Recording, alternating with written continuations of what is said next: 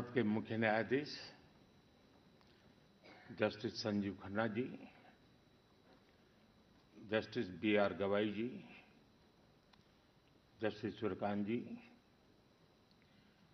केंद्रीय मंत्रिमंडल के मेरे साथी श्रीमान अर्जुन राम मेघवाल जी, अटॉर्नी जनरल श्री वेंकट रमणी जी, बार काउंसिल के अध्यक्ष Manan Kumar Mishra ji, supreme court bar association के अध्यक्ष श्री कपिल सिब्बल जी, सुप्रीम कोर्ट के न्यायमूर्तिगण, पूर्व मुख्य न्यायाधीशगण, उपस्थित अन्य महानुभाव, देवी और सज्जनों, आपको सभी देशवासियों को संविधान दिवस की बहुत-बहुत शुभकामनाएं।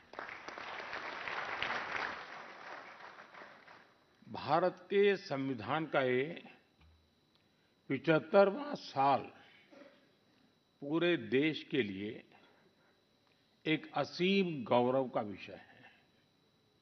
मैं आज भारत के संविधान को, संविधान सभा के सभी सदस्यों को आदरपूर्वक नमन करता हूं। साथियों, हम लोकतंत्र के इस महत्वपूर्ण पर्व का जब स्मरण कर रहे उस समय ये भी नहीं भूल सकते कि आज मुंबई में हुए आतंकी हमले की भी बरसी है। इस हमले में जिन व्यक्तियों का निधन हुआ, उन्हें मैं अपनी श्रद्धांजलि देता हूं। मैं देश का ये संकल्प भी दोहराता हूं कि भारत की सुरक्षा को चुनौती देने वाले हर आतंकी संगठन को मुंह तोड़ जवाब दिया जाएगा।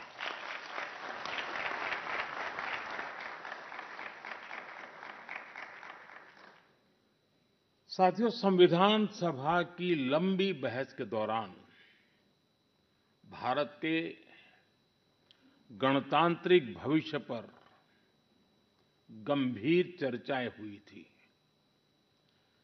आप सभी उस डिबेट से भलीभांति परिचित हैं और तब बाबा साहब आम्बेडकर ने कहा था, constitution is not a mere lawyer's document. Its spirit is always the spirit of age.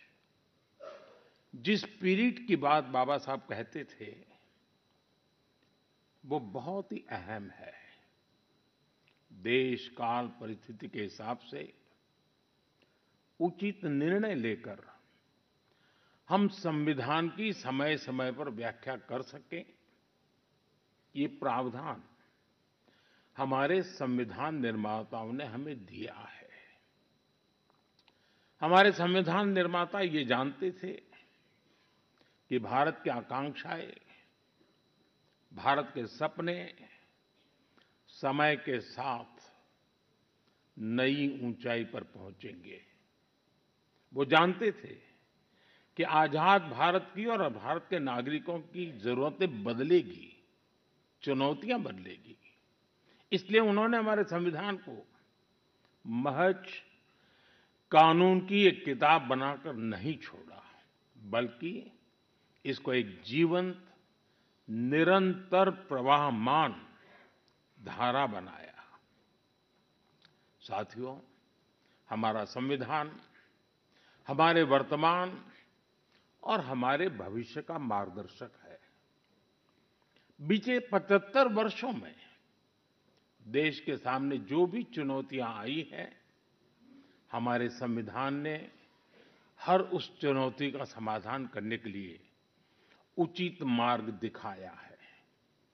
इसी कालखंड में आपातकाल जैसा समय भी आया और हमारे संविधान ने लोकतंत्र के सामने आई इस चुनौती का भी सामना किया। हमारा संविधान देश की हर जरूरत, हर अपेक्षा पर खरा उतरा है। संविधान से मिली इस शक्ति की वजह से ही आज जम्मू कश्मीर में भी बाबा साहब का संविधान पूरी तरह लागू हुआ है।